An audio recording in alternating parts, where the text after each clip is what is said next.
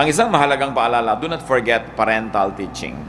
Kahit ano pang sabihin natin, kahit mas marami pang anak ngayon ang mas maraming technical or academic education than their parents, iba pa rin talaga ang turo ng magulang.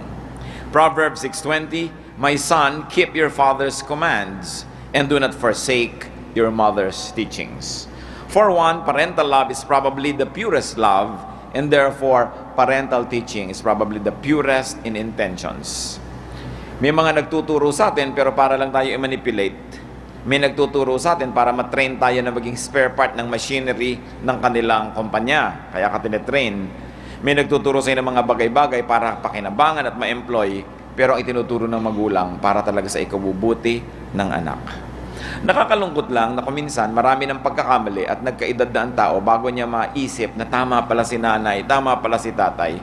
So bago pa tayo dumating sa ganung realization, made wiser by the pains that we go through, tandaan na lang natin ang sabi ng Proverbs, do not forget parental teaching. Pag gagawa tayo ng mga desisyon, lagi mong isipin, ano ang sasabihin ng nanay ko o ng tatay ko kung malaman niya itong gagawin ko? Anong payo ang ibibigay niya?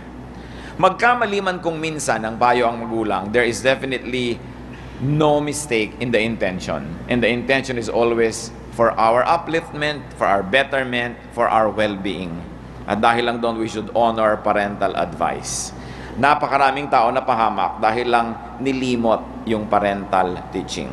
Ang sinabi dito, do not forget. Ibig sabihin, alam mo na yung teaching ng magulang mo. Huwag mo lang kalimutan. Iba talaga yung perspective na ibinibigay ng edad, yung perspective na ibinibigay ng pagdaan ng panahon. And when this is filtered through remembrance and very specially interpreted to help you, it is going to be good for you.